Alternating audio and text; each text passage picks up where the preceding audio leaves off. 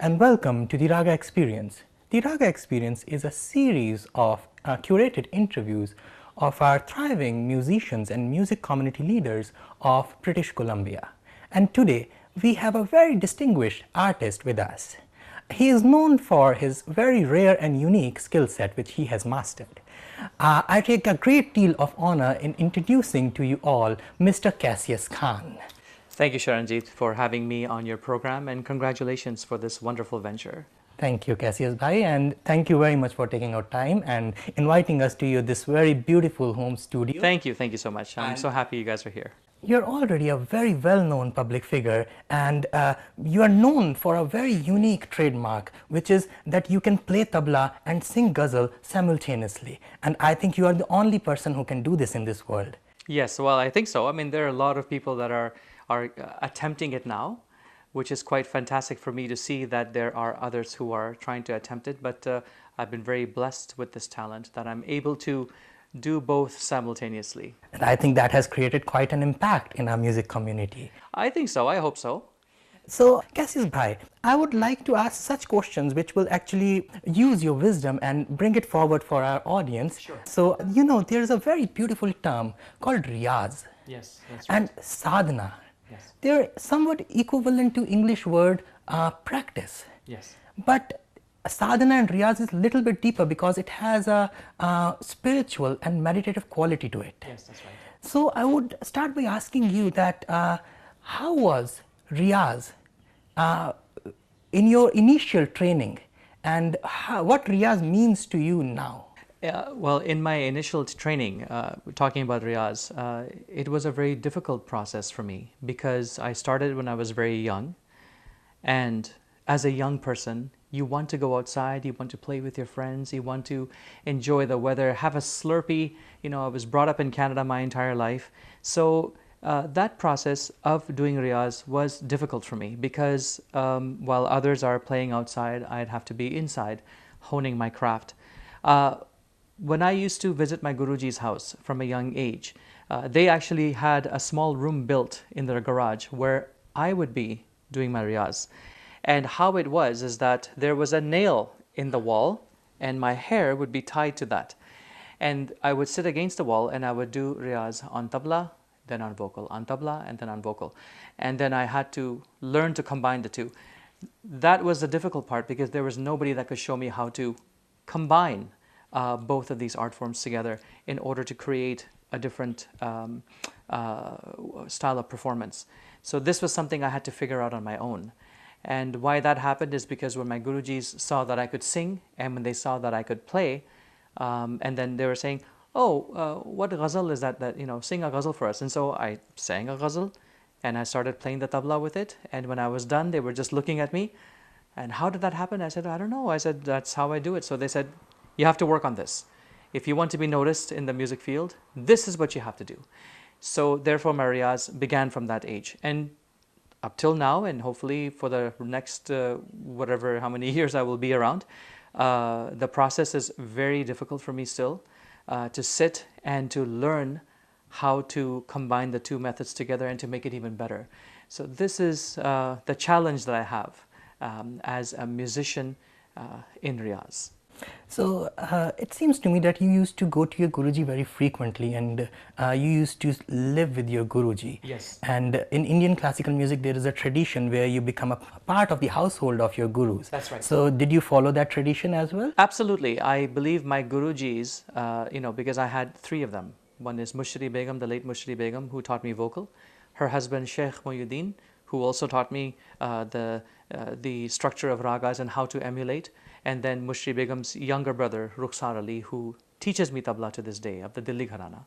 So yes, when I used to live in the home with them, and I would basically spend the whole summer there, sometimes I would spend more time, I would be involved, try to get involved in household chores, but they were very adamant that I limited my energy to my riyaz. So that was very important. So how it was mostly is my Guruji would be cooking in the kitchen because she was a fantastic cook. And there was a little table and there was a harmonium on the table. And then she would dictate the notes to me. Ke beta aise gao, beta aise gao. So then I used to sit and I would copy her. And that was like 60% of my vocal classes were spent in the kitchen with a harmonium on the table, and my other gurus are sitting around me and, "Nee beta, try like this, try like this." So that's how it was. And then whenever I could, I would help out, but they mostly wanted me to practice. They were very serious about me becoming a serious musician. That's beautiful. It was lovely memories. So Cassius bhai, there has always been a case that whenever we think of great musicians, their name is always linked with some sort of musical pieces, some particular musical style, some trademark ragas. For example, if we think of Ustad Amir Khan Sahab, suddenly Rag Marwa comes to our mind. That's right. And then if we are talking about Ustad Vilayat Khan Sahab, so his Bhairavi comes to our mind. Right. And Pandit Nikhil Banerjee's name is synonymous with Rag Hemant. Right. So all these artists, even in Western classical music, if you will see, Benjamin Gender is known for conducting Mahler, and Leonard Bernstein and Kajaren is known for conducting Beethoven. Right. And they have such command upon these pieces that they became their speciality. Yes. So you have had a very long career as a musician. So what's your repertoire? Well, are you talking about raga repertoire, or are you talking about just specific repertoire? I would like to know what makes you as a complete musician, because you are doing tabla and raga all together. My style of performance now is a blend of two of the things that I'm good at doing, and that is performing a tabla solo and singing a composition. So how I've built the repertoire is that now I like to blend. So in the beginning, I'll start off slow with a peshkara, do that, show a couple of compositions, and then go into the composition. So for example, everybody knows my favorite raga is Asavari. I'm very endeared to raga Asavari, Darbari, Bhim Palasi, basically ragas of those with those notes, Bhairavi as well, everybody knows. And so I like to basically make my performances around that, and compose the music myself as well. And that's the fun part, is actually taking a ghazal or taking poetry and composing what tune it's going to be. So there's many hours of sitting here in the studio and banging my head against my hand or something to figure out how am I going to make this this composition come alive. And of course, it's great that we have people like Amika, we have people like you, where I can always say, "Hey, Sharajeet," or "Hey, Amika, what do you think of this?" And then it's always good for me to have that, so that I can increase the way the composition works. And so that is my repertoire now. And it took a long time, because you need a lot of strength, a lot of dexterity. It's all about your breathing control. It's all about how much strength you have to have. So those things also come into play as well. So you have to be in tip-top condition as far as it comes to how am I going to make this work without it sounding like one person only. So that's the repertoire that I'm trying to work towards. That's beautiful. And there's more to learn about this amazing musician we have here with us. So we'll be back after a short break.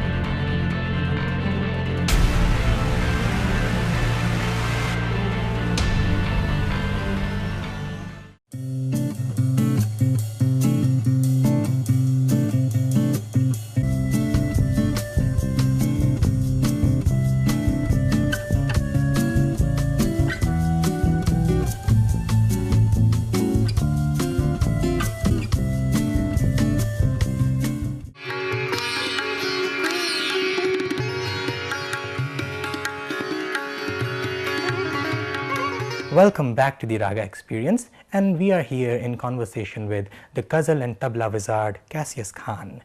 And he just shared his wisdom about ragas and talas and what is his favorite repertoire in terms of ragas. And now I would like you to tell us about your favorite and best moments in your career as a musician. Well, I mean, you've seen quite other moments. I There have are been very many. fortunate. There are many moments. I mean, because my career is spanning about 32, 33 years now in music, and there have been many, many fantastic moments in my career, right down to the very first time that I was on stage, right down to a lot of wonderful experiences I've had in my travels around the world. But there are a few things that I would like to touch on. I mean, one of the greatest, a few of the greatest experiences I would say, um, you know, when I composed the music for the 2001 World Track and Field Championships in Edmonton. That was a fantastic experience working with composer Jan Randall. And the Indian or the Asia music section was mine to compose. So that was quite a lovely experience because that actually helped put me on the map as far as it came to being a composer for music. Also, another wonderful experience or another wonderful accolade was when I received the Salute to Excellence Award. My wife, both Amika and I, when we received the Salute to Excellence Award from the government of Alberta in 2005.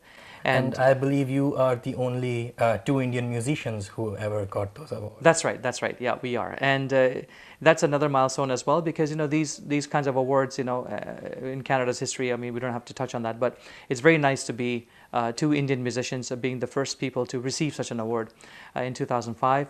Also, then in 2011, when Mushtari, a live concert, my album, when Amika and I did that album together. That album received a nomination for the Western Canadian Music Awards, which is quite flattering because I never expected that, but it was quite amazing. And then of course, the most recent thing, last year when we were invited to perform for the Permanent India Mission to the United Nations in Geneva, Switzerland, for an event called Namaste Geneva. We were invited to perform for that, and that was a lovely experience. So getting to meet such wonderful people, there's so many experiences I can say. But what I can say is that meeting the thousands of people that I have met in my lifetime, playing music in festivals around the world, there are just so many wonderful experiences that I cannot even begin to touch on them because as I'm talking to you, I can remember a whole bunch of things. But the ones I've spoken of are, I know also another one, being the first Indian musician ever to be invited to perform in South by Southwest Festival in 2008. That was also a lovely experience to be, the first Indian musician ever to be invited for that. And so these are the things that I'm very proud of in my career and still moving forward. And I hope that this continues to happen. So. That's beautiful because I see that you have been first for lots of things, and that has opened lots of gates for other Indian classical musicians. So well, I think it's important, being a Canadian and being in this country since a young age and having that opportunity to start working with musicians outside of the Indian genre, but taking my Indian instruments. Since 1987, I've been doing this work. So it's very, very, I feel very happy, very proud about that I was a part in that history making, if you might say, for Canada, in that sense that I've been able to work with such amazing musicians. So it's been a blessed life. So along your journey as a musician, what are the main regrets that you have? Oh, regrets. That's a tough question that you've asked me, regrets, because, in every Indian musician's life, in every artist's life, there will always be regrets. And I guess that I can say that I've been very blessed in whatever I have done. But I do believe that, there were some opportunities for me that, that I hoped I could have taken a different path, a different road. But if I look back on those things now, then I won't be able to move ahead. So I guess the regret that I may have is that I wish that I could have spent more time in my riyaz as a younger child. I wish that I could have maybe spent more time trying to figure things out. It wasn't until my Guruji passed away that a lot of things are coming back to me now. So I wish that at that time, if I had the capacity to understand what some of the things were that she was talking about, maybe I would have been a more improved musician today, but I still have the rest of my life to figure those things out.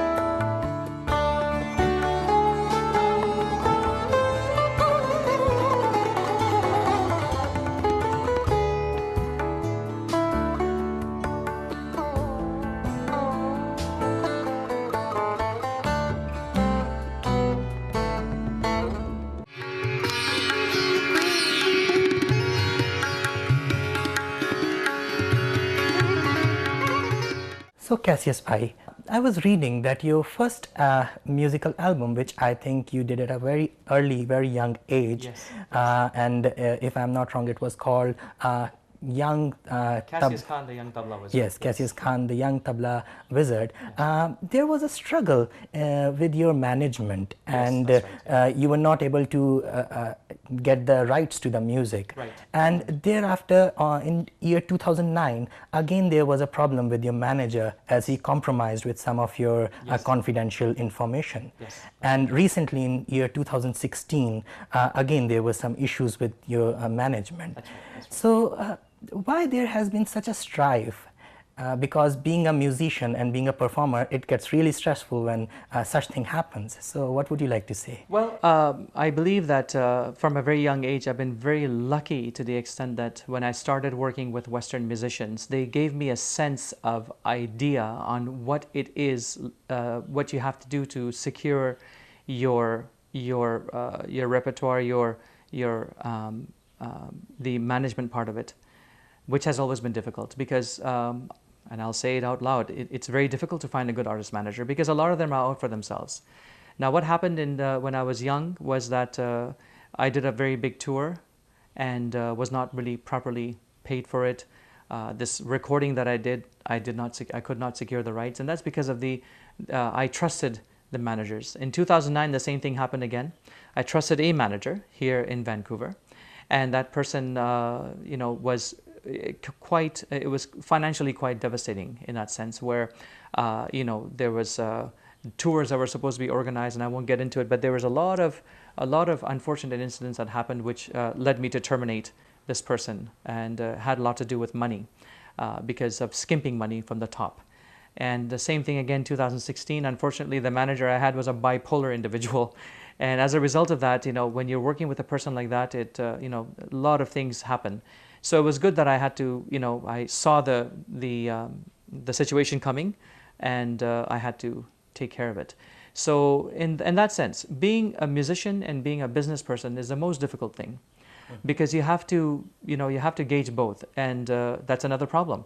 A lot of musicians here are bulldozed by organizations when they're asked to perform for free and they don't know what to say. I know, and we don't do that. Absolutely not. I mean, it's very important for a musician to make a living. And so that's the hard part. And sometimes, you have to really gauge the situation.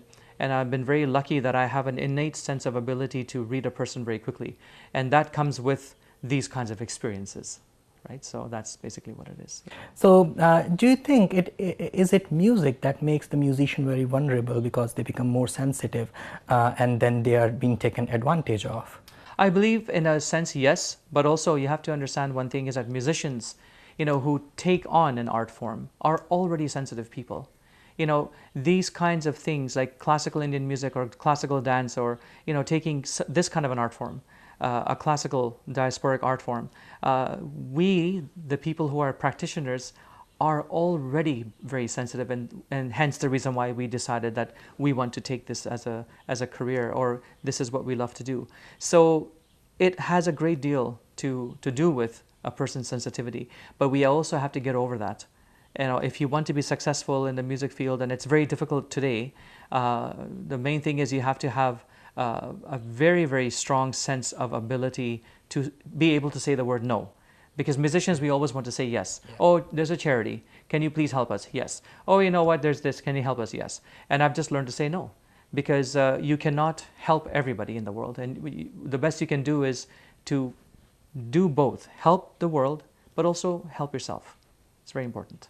So has there been any such instance where you were asked to perform for free, and then what Of course, yes, absolutely. I mean, you've been asked to perform for free. I know, like, I get so many calls a week from people. Oh, Khan Sahab, can you please perform for here? Okay, well, fine, I'll drop a contract. Oh, contract? You know, that's the first thing you hear. Of course I want to drop a contract. And this only happens in our community. It does not happen anywhere else. So, you know, it is very saddening, but you know what? They have to be educated as well. I mean, you're looking at a people who have been colonially brainwashed by the British when they decided that Indian music and art is not really worth anything. So this generation of people that have grown up, and they have this mindset that, oh, it's very nice if your child plays guitar and piano and violin. I mean, you can make money with that.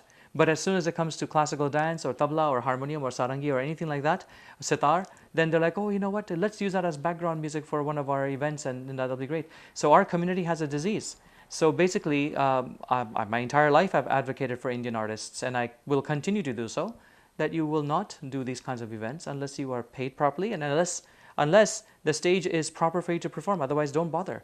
I'm happier in my space at home performing for myself than to waste my time with those kinds of things, right? So, yeah, unfortunately, I think there's a sense of inferiority complex among people in their when they think of their own culture. Yes. But not our audience would love to know, what are your upcoming projects? Well, as you know, the Mushtari Begum Festival, my wife and I, it's our baby, and we began that in 2012. This year is our 7th year on September the 29th at the Massey Theatre.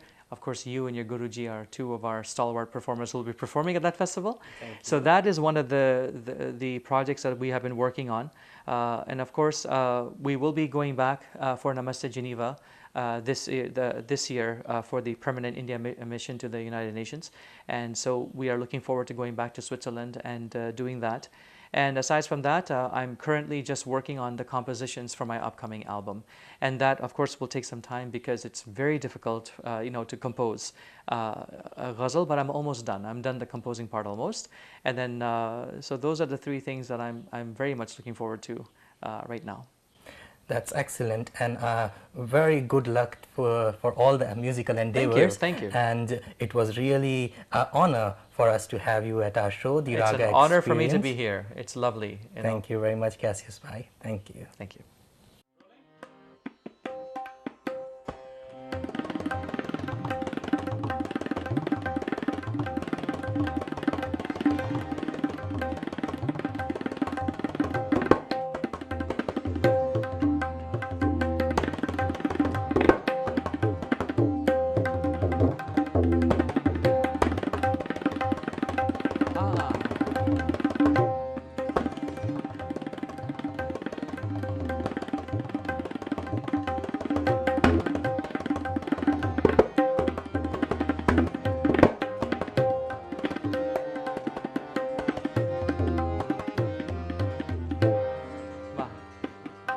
हाँ लर्जिश हो रही है, लर्जिश हो रही है, लर्जिश हो रही है, आलम की पुरफ़िज़ा लर्जिश हो रही है, आलम की पुरफ़िज़ा में, आलम की पुरफ़िज़ा में लर्जिश हो रही है, लर्जिश हो रही है, लर्जिश हो रही है, लर्जिश हो रही है, लर्जिश हो रही है। आलम की पुर फिजा में रोता है कोई बेकस, शायद के बेकसी में रोता है कोई बेकस, शायद के बेकसी में रोता है कोई बेकस। हाँ रोता है कोई बेकस, शायद की बेकसी में, बेकसी में रोता है कोई बेकस, शायद रोता है कोई बेकस, शायद के बेकसी में रोता है कोई बेकस, शायद के बेकसी में रोता है कोई बेकस, शायद के बेकसी